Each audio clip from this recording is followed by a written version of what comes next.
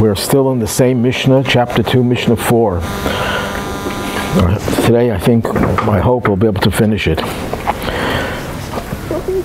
Hillel was quoted as saying how we should not separate ourselves from the community.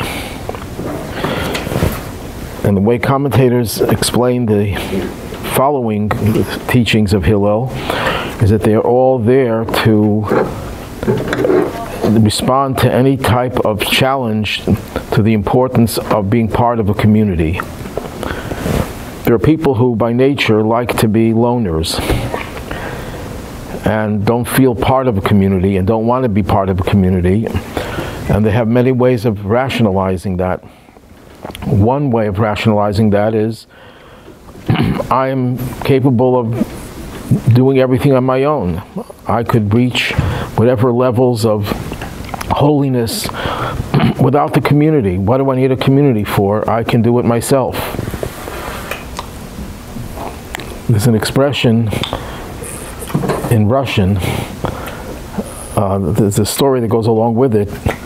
There was this shoemaker, there was this Russian Gentile who apparently stole a pair of tefillin.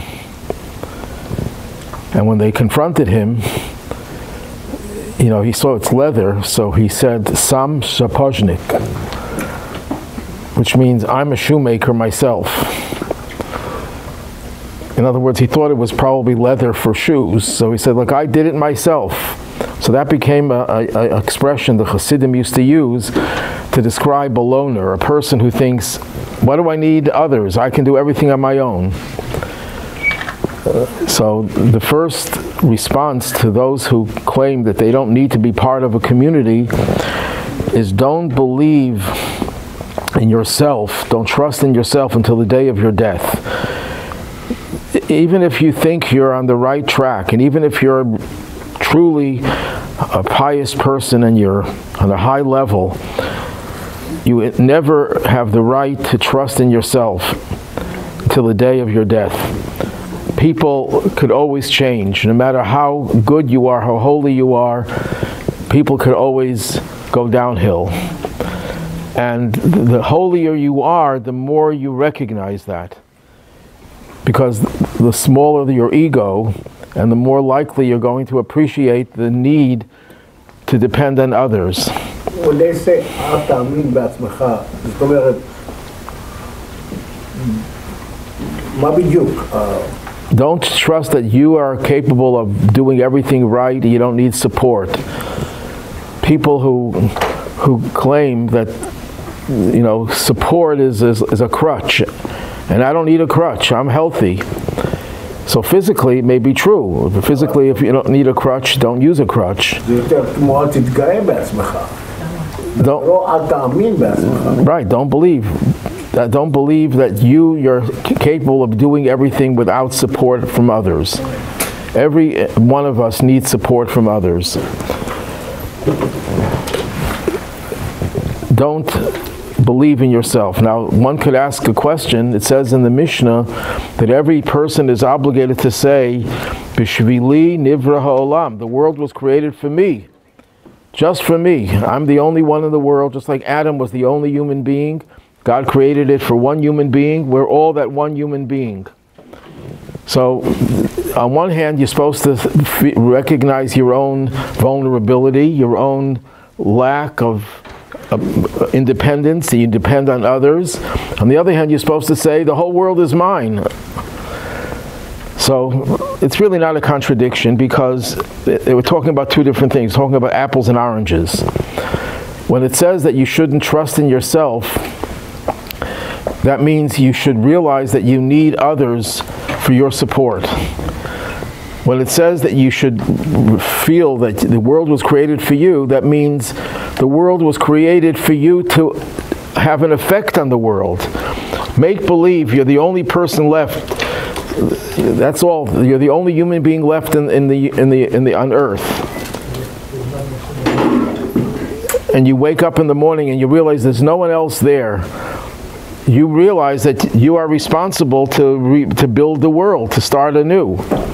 So don't make believe it's a reality that God gave each one of us the responsibility to affect the whole world. So it doesn't mean that I have to say, I'm the only one in the world. You have to take upon yourself the responsibility as if you were the only one. But because we're not the only one, God gave us, why did God create others? If it's only up to me to change the world, why do I need other people? Because they are there to support you. We live in a world that requires not just individuals, we requires also communities. And communities are essential for our own well-being, spiritual well-being, as well as our physical well-being. Another way of looking at it, it depends what you're talking about. When we believe in ourselves, what people who believe in themselves, what they believe in their own powers, what the Mishnah is trying to say, recognize that it's not your powers, it's God's power. Believe that whatever power you have is given to you by God. And if without God, all your talents are worthless. You would never succeed in accomplishing anything if it wouldn't be for God's presence and God's support. You know the very famous story of Bar Kochba, the Jewish leader who started a rebellion against the Romans right after the destruction of the Second Temple. And initially he was very successful. He was defeating the Roman legions one after the other, and it looked very promising to the point that Rabbi Akiva considered him to be Mashiach, because he was so successful in getting rid of the nation that was bringing the Jews into exile. At one point he became so cocky, so impressed with his own abilities, that he says to God, God, don't help me, just don't get in my way. You know, I'll handle it myself. You know, it's the joke that we tell many times of the guy who couldn't find a parking space, and he says to God, if I can find a parking space, I'll give $1,000 to charity. And then he finds a parking space. God, don't worry, I found it myself. When unfortunately, people are like that. When they're in a time of crisis, they turn to God and said, God, please save me. As soon as the crisis is over, the attitude is, it got taken care of, God. I don't need you anymore. I can go on my own. So that's what it means. Don't trust in yourself. If it means your animal soul, your human nature is not going to be your salvation. You have to depend on God. Another way of looking at it, don't believe in yourself until the day you die, could have another meaning. Don't believe at any point in your life that you achieved everything that you were sent to this world to achieve. The idea of retirement from achievement is antithetical to this point. No matter how old a person is, and that's one of the things I found very depressing about senior citizens, talking about people who are old and even infirm, is they say, I have no purpose in living. I heard this from certain people over the years. And it's very tragic that they feel that way, because as long as you have a breath of life, God put you in this world for a purpose. Now, your purpose when you're younger is obviously to accomplish certain things that you have the ability to accomplish. When you get older, it's to accomplish the things that you're capable of accomplishing. If a person who's 105 years old and is infirm, but they're able to pick up the phone and call someone, that picking up the phone to call someone is why God put them on this earth. It doesn't have to be earth-shattering. So don't believe in yourself. Don't believe that you accomplished everything until the day you die. The day you die, that's the day that God says, okay, you fulfilled your mission, now it's time to leave this world. But until that point, you still have a mission. That's the one way of interpreting also a famous saying in the Talmud, that you're not supposed to say the full praise of a person in their presence. Simple meaning is that when you're talking directly to a person, don't say everything about them, all the praise. Behind their back, say the whole praise. Usually it's the other way around. People, behind people's back, they try to minimize their praise. In their presence, they try to flatter them, so they'll say everything and even exaggerate. Well, that's called chanufa. That's called false flattery, and that's not a kosher thing. The best way is when you're talking directly to a person, you're honest about, but you don't say more than what you have to say about that person's qualities. Behind their back, when you're talking to others about that person, you say nice things. But I think there's another interpretation of that phrase, that when you're in the presence of a person, you can't say their whole praise because they still have more to accomplish. How could you insinuate that this is all their praise? They're still around, they're still breathing, they still have a purpose in this world. If it's not in their presence, when they're no longer physically here, then you could say all the praise of the person because they've completed their mission. So that's the first argument against the people who feel they don't want to become part of a community because they can do it all themselves. No, don't trust in yourself. The second thing is, do not judge your fellow person until you have reached his place. Don't judge other people until you are in their shoes. Don't look at another person and criticize them when their challenges are not the same as your challenges. One of the great Hasidic masters, when he was a young man, was once talking to one of the Hasidim, and the Chassid says to him, "Why do you think you're so great? You were born into a home of righteous people. You were raised in the spiritual environment. I have to go to the marketplace. I have to meet with all sorts of lowlifes, all sorts of immodest behavior, all sorts of negative experiences. So if you can't brag that you're better than me because you're so holy, because you don't live in the same type of environment that I live. You can't judge another person because you don't know their challenges. You have to appreciate that their challenges are not the same as yours."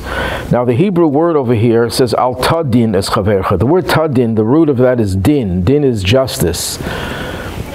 There's another Hebrew word that could be used, tishbot, which is also justice. So I think there's a nuance of difference.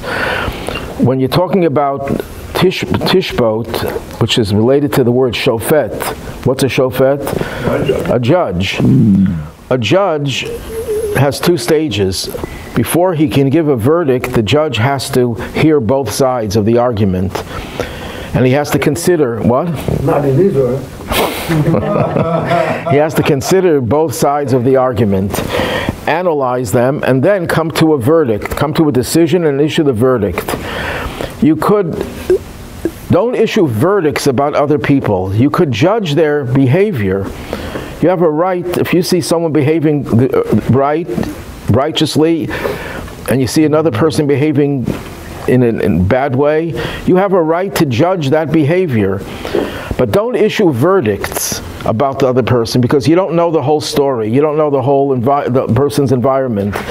You can only issue a verdict about someone if you have total knowledge of that person's status, the context in which the person did whatever he or she did, the person's background, the person's environment, the person's upbringing, the person's parents, their family, their friends. I mean, there are so many other considerations. So while we could judge people because of their actions, we can't issue judgments against them. We can't issue verdicts against them. It sounds very much like the expression, you have to give people the benefit of the doubt. And that's how some commentators explain this, that if you have a doubt about a person's behavior, it could be this or it could be that, give them the benefit of the doubt. But the truth is, it's more than just giving them the benefit of the doubt. You should always look for the positive in everyone. And if you're a judge, and your job is to judge people and to issue verdicts and issue penalties for people's behavior, that's your job. That's what God gave you the responsibility to do, and He empowers you to do that.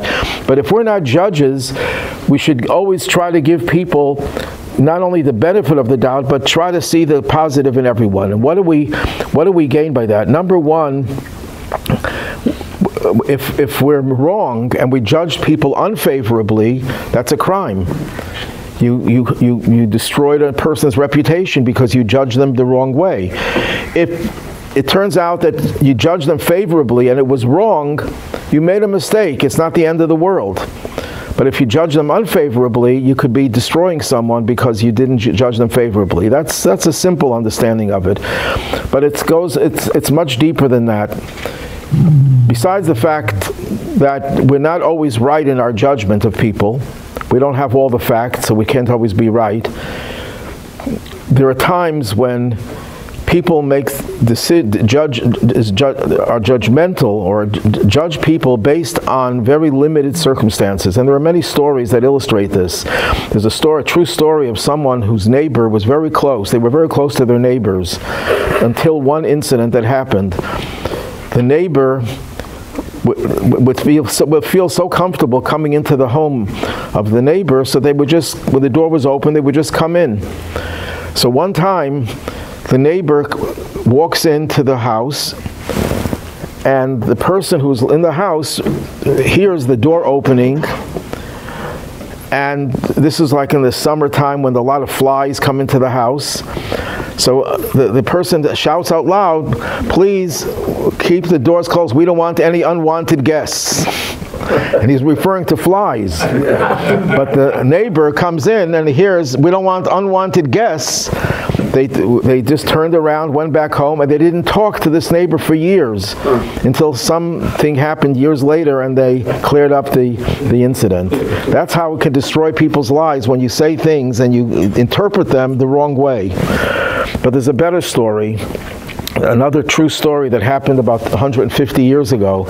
I told the story, I think, once or twice before, but you can tell a joke once a year, you can tell a story twice a year, and a Dvar Torah every 15 minutes. So the story goes like this. The Rabbi Shmuel Binyamin Sofer, or Schreiber, was the leading rabbi in the Austro-Hungarian Empire. His father was known as the Chassam Sofer, Rabbi Moshe Sofer. But his son succeeded his father as the rabbi of Pressburg, which is now called Bratislava. And he had a large yeshiva, and he was very influential. And there was once a convention of rabbis from the entire empire.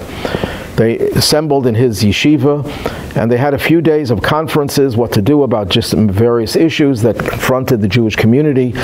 And at the end, there was a banquet to celebrate the occasion of all the rabbis getting together. And in the middle of the banquet, the Rabbi Sofer, takes out a coin, an ancient coin. I guess that was found, I think probably a coin from Israel, and he says there's only one such coin that somehow I got a hold of, someone gave it to me, and I'm going to give everyone an opportunity to hold the coin in his hand and to look at it. So the coin gets passed around, it takes a few minutes, and after everyone looks at the coin, the rabbi says, "Can I have the coin back?" No one had it. It was gone. So the rabbi said we should probably, maybe it fell down on the floor, look in your plates or whatever. No one could find it. So obviously, if there's no one else in the room and it didn't fall down, one of the rabbis must have couldn't have controlled his temptation, and he decided, "I'm going to take this coin. Why should that rabbi have it? I can have it."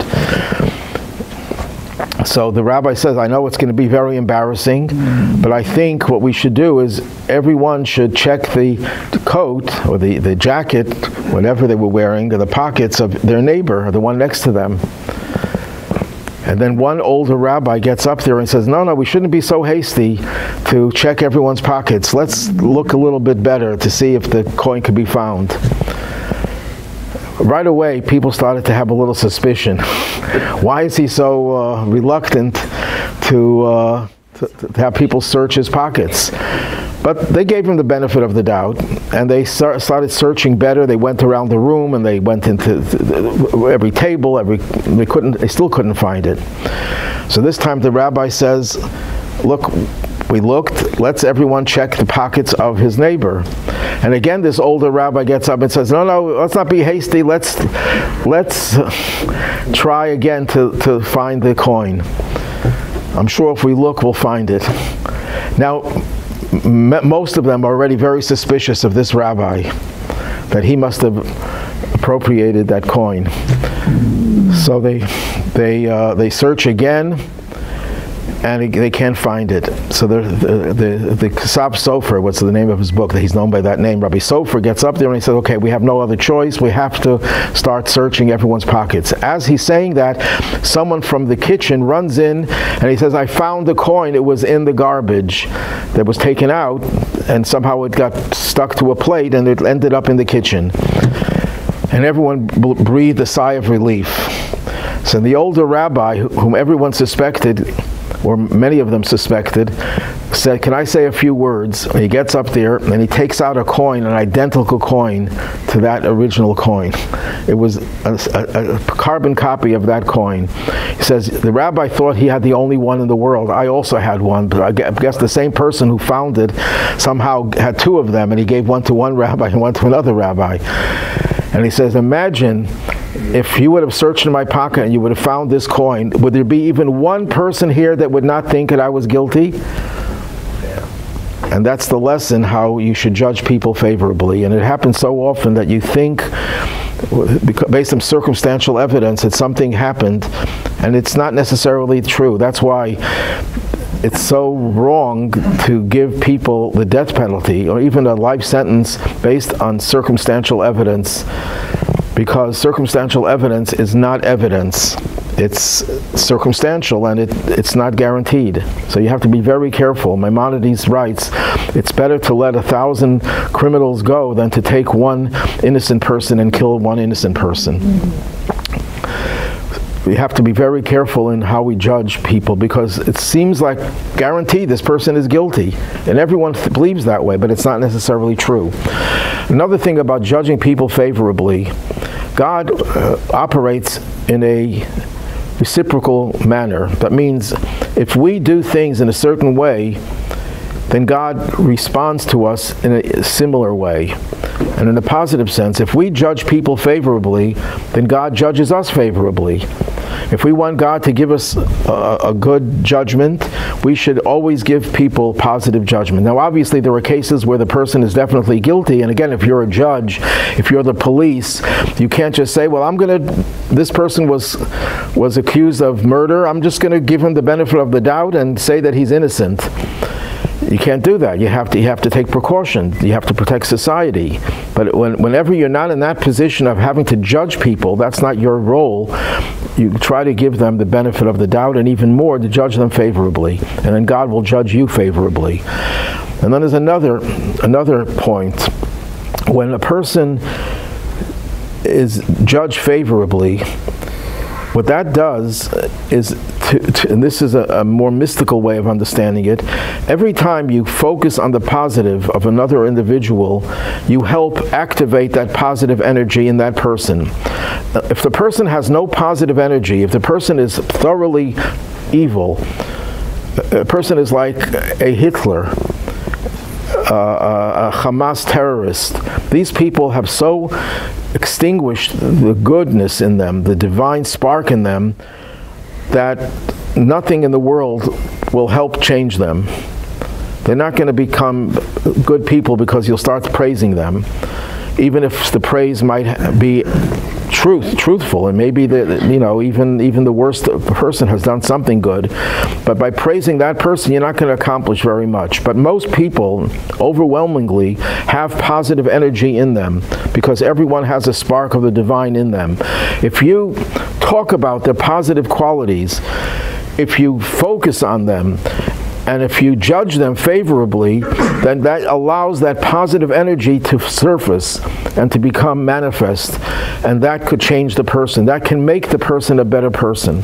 If you always look for the negative in a person, that's one of the reasons Lashon Hara, talking ill of others, it says affects not just the person who says it and the person who hears it, but the person about whom you're speaking. How does it affect that person? The Lashon Hara, the negative speech, activates the hidden negativity negativity in them. So whatever negativity they had that might have been suppressed is now activated, and you're causing that person more harm.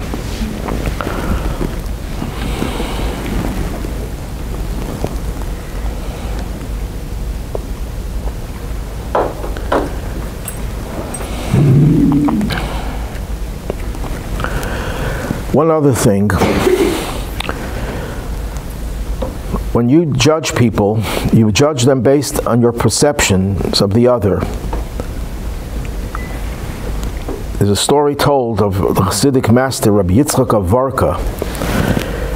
There was a certain woman whose husband was a nasty guy, and he refused to give his wife a get. And they were estranged, they were separated for a long time. And this Rebbe, this holy man, was walking down the street, and from the distance, it appeared to her that this was her husband who had disappeared. So right away she got very upset, and she ran over to him and she slapped him in the face. So later on, people told the Rebbe, you should do something to punish this woman. Look what she did to you. She said, she didn't do it to me. She did it to her husband. she didn't know who I was. She thought I was her husband, so she did it to him. She had no intention to hurt me. Why should I be upset at her?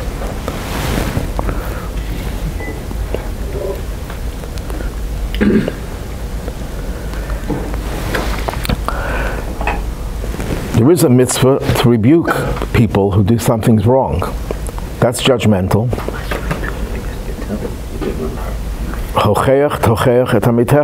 You have to rebuke, reprimand your fellow. If you see someone doing something wrong, you're supposed to rebuke them. Why don't you judge them favorably? So the answer is, who could you rebuke? Who do you have a right to rebuke? Only someone who you want to help, to get them to change. If your intention is just to put them in their place and to insult them, then it's wrong. You have to look for the positive in them. If your intention is to help them, to change their ways, you're not looking for the negative, you're looking for the positive, then it's a positive thing. The Baal Shem Tov once said that when you see something wrong about another person, you have to imagine that you're looking in the mirror, that you're really looking at your own fault in one form or another. And the question is asked, what do you mean? Then what about if you see someone committing a crime, you're supposed to think of yourself as the criminal, and that person is off limits? No. You're supposed to try to get that person who did the crime and arrest the person, change the person, but your intention has to be not to look for the fault in the person, but to look for the challenge to help the person. If the first thing that comes to mind when you see someone doing something wrong, I caught the person in the crime, I recognize that person's evil, then the fact that that was the first thing that comes to mind, you have to realize it's really a flaw in yourself as well. But if the first thing that comes to mind is that person Nebuch is a poor guy, look at the person doesn't understand that what he did or she did is wrong, then you're looking at the positive, you're looking at the challenge. And that's the story of when Noah exposed himself after he got drunk. The three sons had different reactions. One son came to gloat over it, about his father's shame, and the other two sons walked backwards. And the Torah describes they walked backwards and they didn't see their father's shame. So the Rebbe once explained it's a repetition. Obviously, if you walk backwards, you don't have eyes in the back of your head. So obviously they didn't see their father. So the Rebbe says, no, it's two things. Physically, they walked backwards, so they shouldn't physically see their father in that state. But also, emotionally, they didn't see their father's shame. They didn't say, look at our dad is doing these days. The dad is terrible. They looked at it as, we're his sons. We have to see to cover him up. The thing that they reacted to was not his fault, but the challenge they had to help him. That should be the challenge. Then the Mishnah says,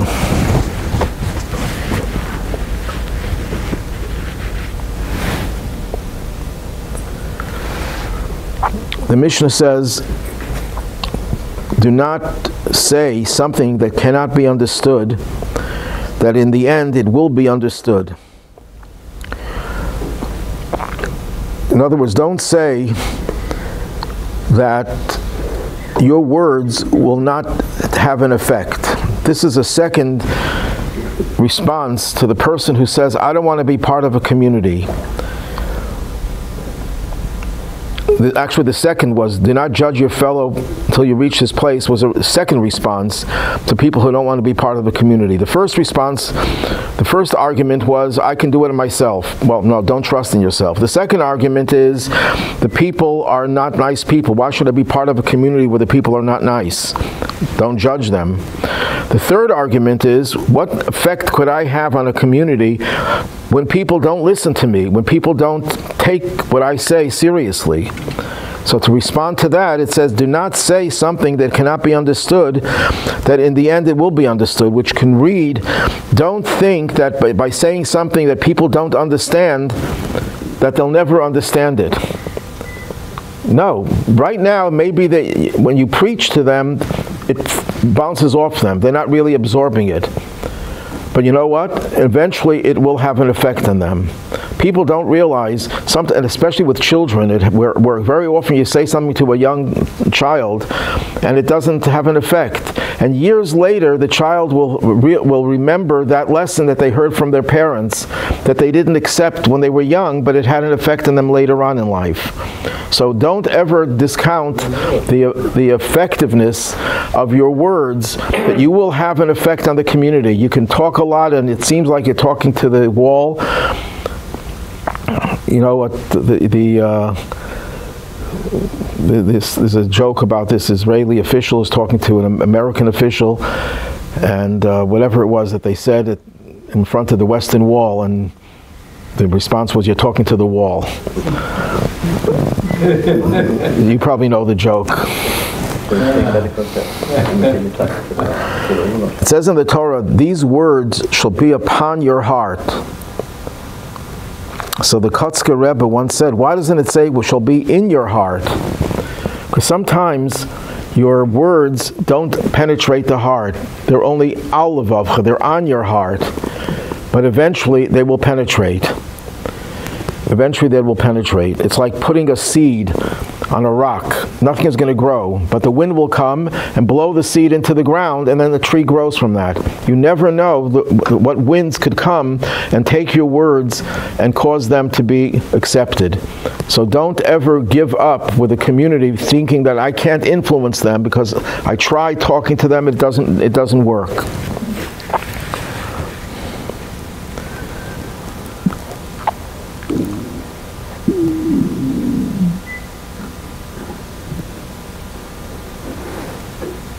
There was another story I wanted to tell, and I can't remember.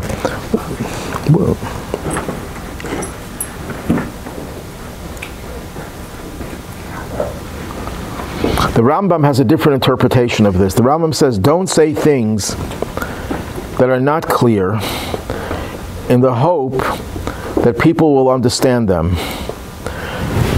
He's talking about another thing. He has a totally different way of looking at it. He's saying the following, that when a person is trying to give a message and the message is not clear, and you might use the argument, they'll understand, they'll eventually understand.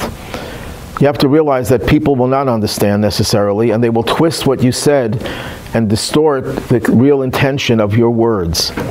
So it's an admonition to a rabbi, to a judge, to a teacher, to people who are in influence. Try to be clear and make sure that the message is understood by the people, so that people don't take your words and distort it. Even though we already had this in chapter 1, where it says, Chachamim, the sages, be careful with your words. There it's talking about a teacher and a student specifically. Here we're talking about the whole community. As important as it is to be part of a community, you have to have the right way of communicating with them. The Barbanel has a different interpretation. He says, don't think that your sins will not be heard. In the end, they will be heard. Don't think that you can do things, you can say things. No one's going to understand what I'm saying. No one's going to catch what I'm saying and realize that I'm saying is wrong and negative, because in the end they will recognize that. Rabbeinu Yonah says, don't tell secrets thinking that no one is going to hear, because there's an expression of the Talmud, the wall has ears. Telling secrets inevitably will get out. You know, someone goes over to a person who had a secret, and he says, could you tell me the secret? He says, no, I don't. It's a secret. I don't tell anybody. He says, you know, you have to trust me. I'm the person who will never divulge a secret, no matter what. I'll keep it. It'll never spread to anyone else. I have that strength. And the one who had the secret says, I also have that strength. I will never share the secret with anyone else. So don't share your secrets if you intend them to become secret. One of the Hasidic masters once said that there are two different kinds of people who have secrets. There's one who has a secret. Everyone knows he has a secret, but he won't divulge it. And there's one who no one ever knows that he has a secret. That's the ideal type of person who has a secret. The poker face person who is able to hide even the fact that he has a secret.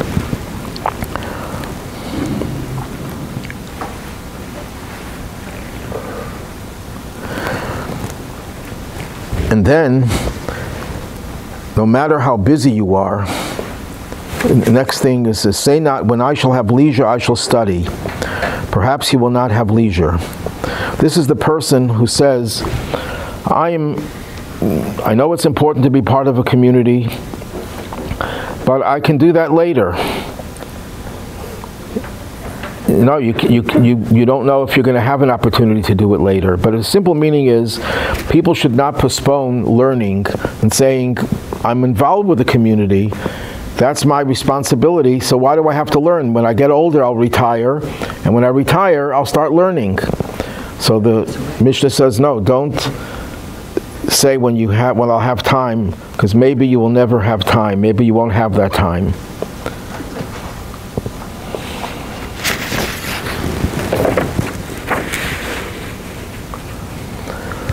Now, why do people procrastinate? There are a whole bunch of reasons. One reason is that sometimes people don't have real goals. They're very vague, unclear, and unreachable.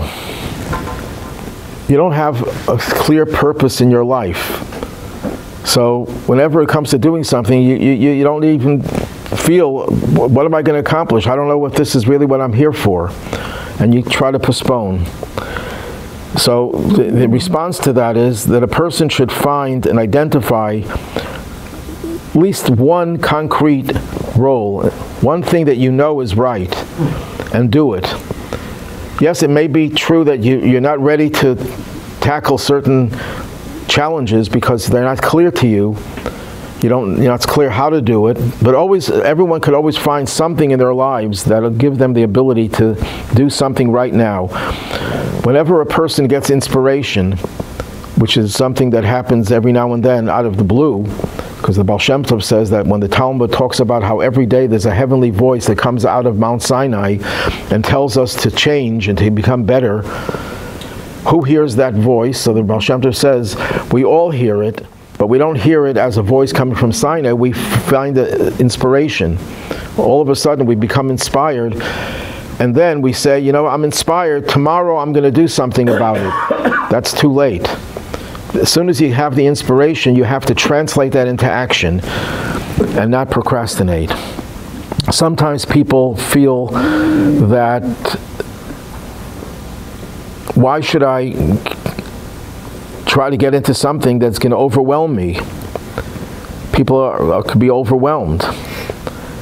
So the answer to that is yes, sometimes to take on a challenge that can be overwhelming may not be the right thing in the moment, but find something that you can do. Always start with something, because people have a tendency, if they can't do it the right way, I'm not going to do it at all. If I can't do everything, I won't do any of it. The Talmud tells us that Moses taught us the lesson not to act like that.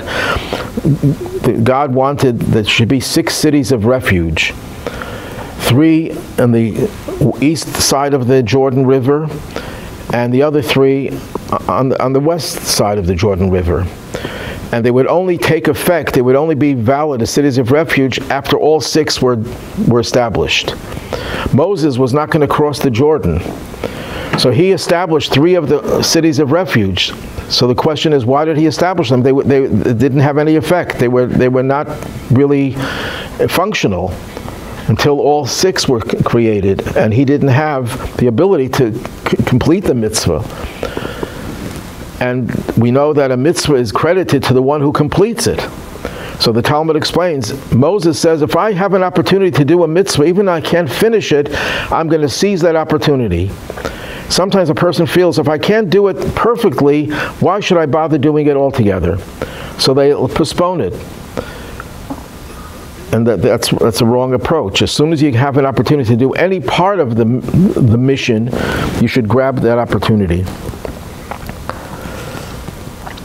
Some people, when they realize how daunting the challenge may be, they become anxious. They suffer from anxiety. So the answer to that is, why do people have anxiety? Of course, the psychologists will give reasons, but the spiritual reason is, we all have a soul, and the soul wants us to go in a certain direction. And when the soul doesn't get through to us, we're not responding to it, the soul gets very anxious. The soul was sent into this world for a purpose, and it's not given the opportunity to do what it has to do. So you become anxious. And you become anxious, you're anxious about everything. Anxiety doesn't just focus on one thing. Once you're anxious about something, you feel anxious about everything. And then you become anxious about doing things. But the answer to that is, procrastination creates even more anxiety because the soul becomes even more dissatisfied. And the more dissatisfied the soul becomes, the more anxious a person becomes. And there are a host of other reasons. Of course, the most obvious reason is sometimes people are lazy. They don't have any energy. They're depressed. And again, where does depression, just like anxiety comes from the soul, depression also comes from the soul. When the soul doesn't get fed by its type of nourishment, which is spiritual nourishment, doing a mitzvah, studying Torah, praying, helping others, which is of course a mitzvah, when it doesn't have those abilities, the soul becomes very depressed. And it relays the message to the conscious mind, and the person becomes depressed. So by procrastinating, because you're depressed, you're actually inviting more depression. Because the soul says, you had an opportunity to do a mitzvah right now, and you didn't do it, I'm even more depressed. That you could have dragged me out of my depression by doing the mitzvah, and you didn't do it. So when you realize that procrastination is not going to solve your depression, it's going to make it worse.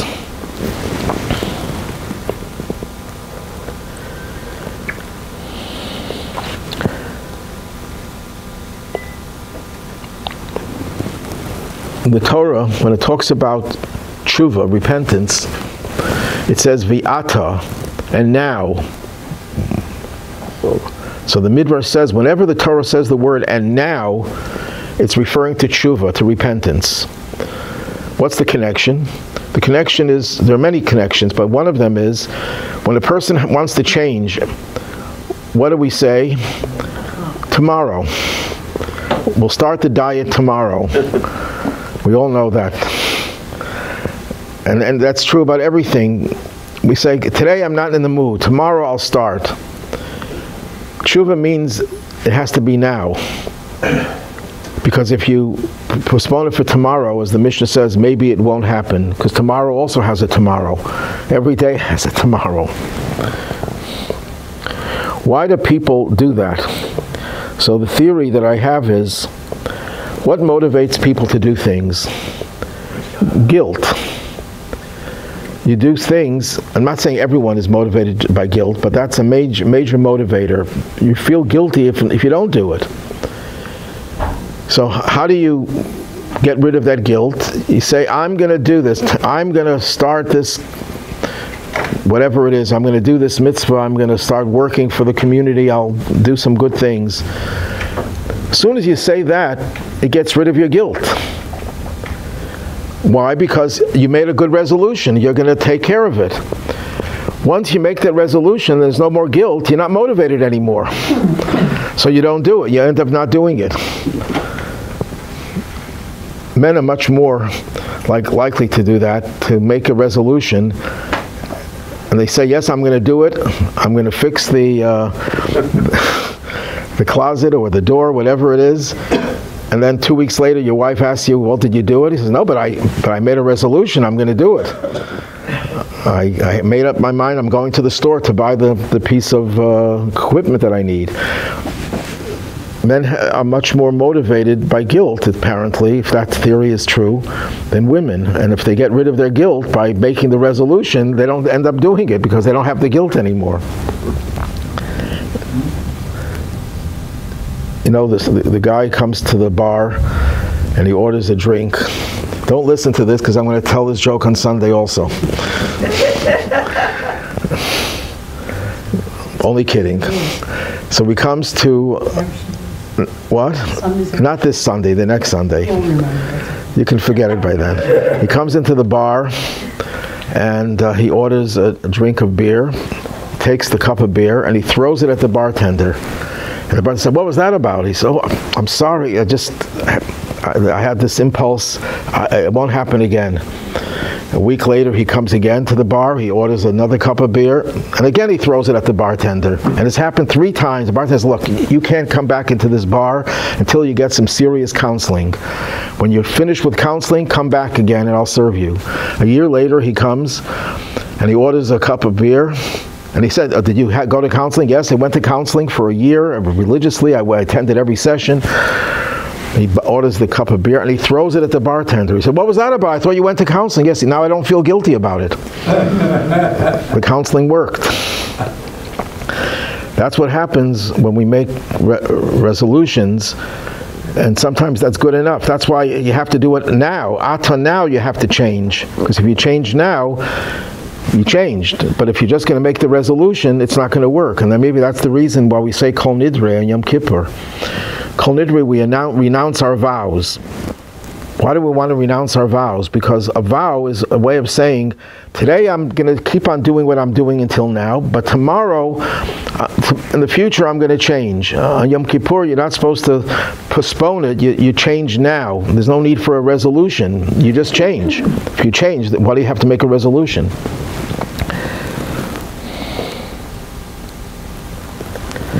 Okay, any questions? Yes. So you said that the person who finishes the mitzvah is the one that gets the credit for it? So yes. You also said that Moshe didn't. Even though he didn't get the credit for it, he still did it. He said, I'm going to do my part, regardless of the fact that I'm not going to get the credit for it. But if I have an opportunity to do something good, I'm going to seize on it and do it. So if I try to do a mitzvah, and I do the steps to do it, but for some reason I can't complete it, that's still a mitzvah for me or not? It's still a mitzvah, but you don't get the credit. In a certain sense, it's even a greater mitzvah because you're not getting any credit. You're doing the mitzvah without the credit. Yes? I want to comment on being part of a community. The thing that I've learned about being part of a community is that your opportunities to do a mitzvah open up and become amplified by being part of the community. If you're all by yourself, what good are you doing for somebody else?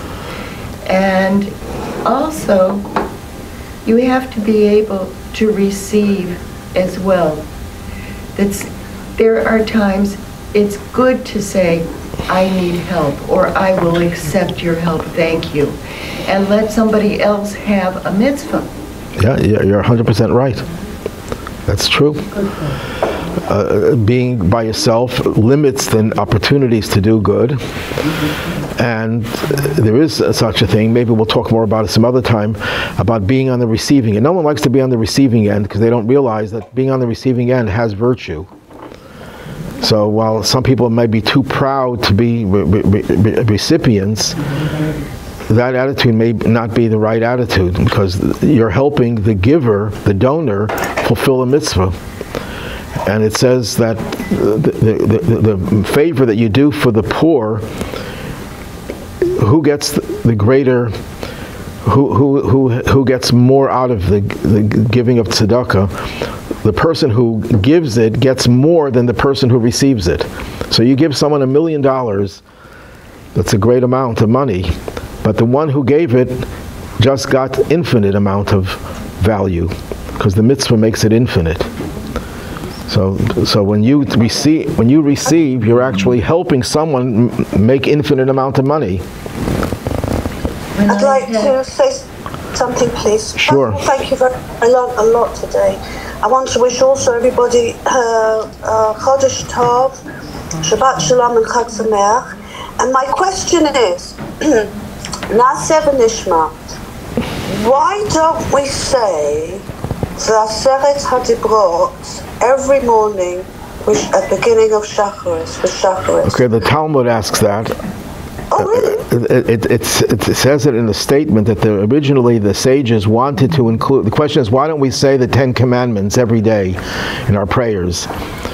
Aseret HaDibrot. Why don't we say it every day? So the Talmud says they wanted to include it in the prayers. Then they decided against it because they were heretics who claimed that the only thing that is really divine are the 10 Commandments. The rest of the Torah is irrelevant. So in order not to give people the pretext to dismiss the rest of Judaism by saying, look, you just said 10 commandments, that's all there is. And you know what, there are many people today who you ask them how many commandments are there, they'll tell you there are 10 commandments. And you tell them no, there are 613, they're not aware of it, because we make such a big fuss about the 10 commandments. Not to put them down, they're obviously very important and central, but they didn't want to make it part of the rituals every day, so people shouldn't come away with the wrong impression that that's the only thing that counts. We discussed this in an earlier class, that there was a difference of opinion when they read the 10 Commandments, which we're going to do in a few days. Should people stand or sit? And there are those who say you should not stand, to not show deference to one section of the Torah over all the others. The prevailing custom is to stand, because you're not excluding the rest. You're reading the rest of the Torah at the same time that you're reading the 10 Commandments. And it kind of like makes you feel that you're there at Har Sinai if you're standing, right? Right, that's a good point. You can imagine that at Har Sinai, everyone was standing. I don't think anyone was sitting, and even a person who was incapacitated, was physically challenged and had to sit in a wheelchair. It says everyone was healed at Sinai, so there were no needs, no crutches or wheelchairs or hearing aids. Nobody was allowed to eat during. I know nobody was allowed to eat whilst the Aseret HaDibrot was being said. I don't think they wanted to eat then. I thought I learned somewhere there were some people that started to eat and they were punished. Nadav and Avihu feasted, and they were punished because that was not proper in that context. But the rest of the people didn't eat.